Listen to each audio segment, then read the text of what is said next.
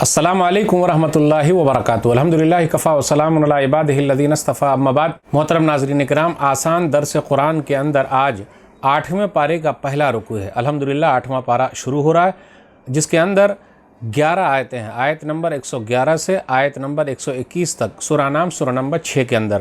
اعوذ باللہ من الشیطان الرجیم، بسم اللہ الرحمن الرحیم۔ وَلَوْ أَنَّنَا نَزَّلْنَا إِلَيْهِمُ الْمَلَائِكَةَ وَكَلَّمَهُمُ الْمَوْتَى وَحَشَرْنَا عَلَيْهِمْ كُلَّ شَيْءٍ قُبُلًا مَا كَانُوا لِيُؤْمِنُوا إِلَّا أَن يَشَاءَ اللَّهُ وَلَكِنَّ أَكْثَرَهُمْ يَجْهَلُونَ۔ اور اگر بے شک ہم ان پر فرشتے نازل کر دیتے اور ان سے مردے بات کرتے اور ہر چیز کو ان کے سامنے اکٹھا کر دیتے، تب بھی وہ ایمان نہ لاتے، مگر یہ کہ اللہ تعالیٰ چاہتا کہ وہ ایمان لے آئیں، لیکن ان کے اکثر لوگ جاہل ہیں۔ وَكَذَلِكَ جَعَلْنَا لِكُلِّ نَبِيٍّ عَدُوًّا شَيَاطِينَ الْإِنسِ وَالْجِنِّ يُوحِي بَعْضُهُمْ إِلَىٰ بَعْضٍ زُخْرُفَ الْقَوْلِ غُرُورًا وَلَوْ شَاءَ رَبُّكَ مَا فَعَلُوهُ فَذَرْهُمْ وَمَا يَفْتَرُونَ۔ اور ہم نے اسی طرح انسانوں اور جنوں میں سے شیطانوں کو ہر نبی کے دشمن بنایا، جو ایک دوسرے کے کان میں دھوکہ دہی کے لیے ملمہ کی ہوئی باتیں ڈالتے رہتے ہیں، اور اگر آپ کا رب چاہتا تو وہ ایسا نہ کرتے، چنانچہ آپ انہیں اور جو کچھ یہ جھوٹ گڑھتے ہیں اسے چھوڑ دیں۔ وَلِتَصْغَىٰ إِلَيْهِ أَفْئِدَةُ الَّذِينَ لَا يُؤْمِنُونَ بِالْآخِرَةِ وَلِيَرْضَوْهُ وَلِيَقْتَرِفُوا مَا هُمْ مُقْتَرِفُونَ۔ اور تاکہ جو لوگ آخرت پر ایمان نہیں لاتے، ان کے دل اس جھوٹ کی طرف مائل ہو جائیں اور وہ اس سے راضی ہو جائیں، اور وہ جو برائیاں کر رہے ہیں کرتے رہیں۔ افغیر اللہ ابتغی حکما وهو الذی انزل الیکم الکتاب مفصلا والذین آتیناہم الکتاب یعلمون انہ منزل من ربک بالحق فلا تکونن من الممترین۔ اے نبی صلی اللہ علیہ وسلم، کہہ دیجئے، کیا پھر میں اللہ کے سوا کوئی اور حاکم تلاش کروں، حالانکہ وہی ہے جس نے تمہاری طرف تفصیل سے یہ کتاب نازل کر دی ہے، اور جنہیں ہم نے تم سے پہلے کتاب دی تھی وہ جانتے ہیں کہ بے شک وہ آپ کے رب کی طرف سے حق کے ساتھ نازل کی گئی ہے، لہٰذا آپ ہرگز شک کرنے والوں میں شامل نہ ہو۔ وَتَمَّتْ كَلِمَةُ رَبِّكَ صِدْقًا وَعَدْلًا لَا مُبَدِّلَ لِكَلِمَاتِهِ وَهُوَ السَّمِيعُ الْعَلِيمُ۔ اور آپ کے رب کی بات سچائی اور انصاف کے لحاظ سے پوری ہے، اس کی باتوں کو کوئی بدلنے والا نہیں، اور وہی خوب سننے والا، خوب جاننے والا ہے۔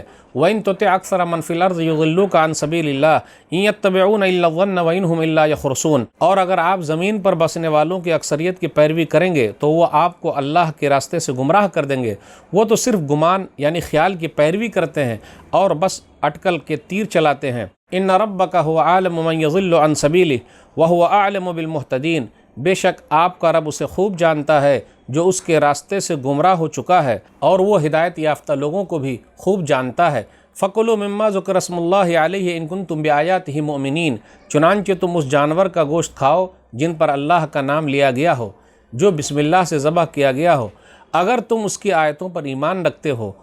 وَمَا لَكُمْ أَلَّا تَأْكُلُوا مِمَّا ذُكِرَ اسْمُ اللَّهِ عَلَيْهِ وَقَدْ فَصَّلَ لَكُم مَّا حَرَّمَ عَلَيْكُمْ إِلَّا مَا اضْطُرِرْتُمْ إِلَيْهِ وَإِنَّ كَثِيرًا لَّيُضِلُّونَ بِأَهْوَائِهِمْ بِغَيْرِ عِلْمٍ إِنَّ رَبَّكَ هُوَ أَعْلَمُ بِالْمُعْتَدِينَ۔ اور آخر کیا وجہ ہے کہ جس جانور پر اللہ کا نام لیا گیا ہو تم اس کا گوشت نہ کھاؤ، حالانکہ جو جانور اللہ نے تم پر حرام کیے ہیں ان کے بارے میں تفصیل سے تم کو بتا دیا ہے، مگر جسے کھانے پر تم مجبور ہو جاؤ تو وہ بھی حلال ہے۔ اور بے شک اکثر لوگ بغیر علم کے محض اپنی خواہشات کی بنا پر دوسروں کو گمراہ کرتے ہیں، بے شک آپ کا رب حد سے بڑھنے والوں کو خوب جانتا ہے۔ وَذَرُوا ظَاهِرَ الْإِثْمِ وَبَاطِنَهُ إِنَّ الَّذِينَ يَكْسِبُونَ الْإِثْمَ سَيُجْزَوْنَ بِمَا كَانُوا يَقْتَرِفُونَ۔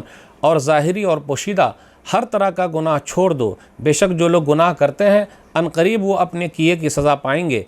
وَلَا تَأْكُلُوا مِمَّا لَمْ يُذْكَرِ اسْمُ اللَّهِ عَلَيْهِ وَإِنَّهُ لَفِسْقٌ وَإِنَّ الشَّيَاطِينَ لَيُوحُونَ إِلَىٰ أَوْلِيَائِهِمْ لِيُجَادِلُوكُمْ وَإِنْ أَطَعْتُمُوهُمْ إِنَّكُمْ لَمُشْرِكُونَ۔ اور جس جانور پر اللہ کا نام نہ لیا گیا ہو تم اس کا گوشت نہ کھاؤ، کیونکہ یہ کھانا نافرمانی ہے، اور بے شک شیطان اپنے دوستوں کے دلوں میں شکوک و اعتراضات ڈالتے ہیں تاکہ وہ تم سے جھگڑا کریں، اور اگر تم نے ان کی اطاعت کی تو بلا شبہ تم بھی مشرک ہو جاؤ گے۔ محترم ناظرین کرام، 8واں پارہ الحمدللہ آج شروع ہو گیا، جس کے اندر سورہ نام سورہ نمبر 6 کی 11 آیتیں ہیں، آیت نمبر 111 سے آیت نمبر 121 تک، جس کے اندر شروع میں ذرا غور کیجئے۔ 8ویں پارے کے اندر یہ آیا، اللہ تعالیٰ نے کہا جو لوگ قسمیں کھانے والے ہیں وہ ایمان لانے والے نہیں ہیں، ان میں سے اکثر لوگ گمراہ ہیں۔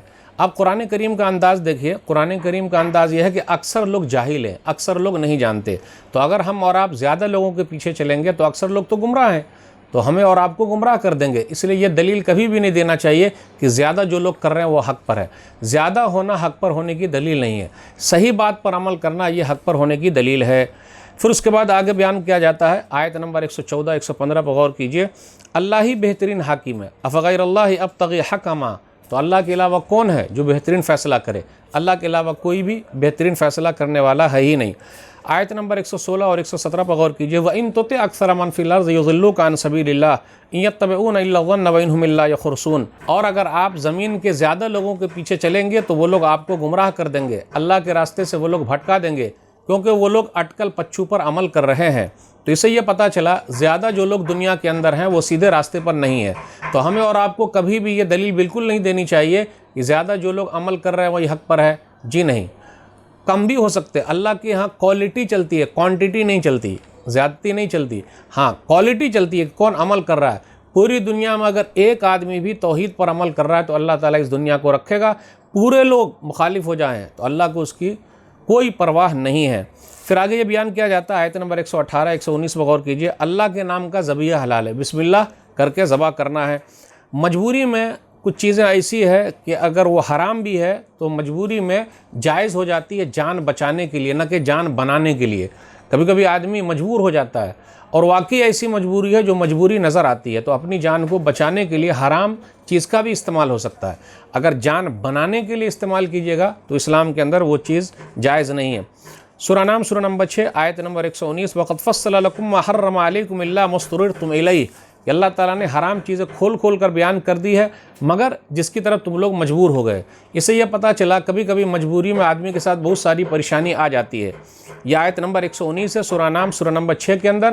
کبھی کبھی ہوتا ہے مجبوری میں کسی کو پیشاب نکل گیا تو وضو بنا رہا ہے، تو وہ مجبور ہے بیچارہ، کیا کرے گا؟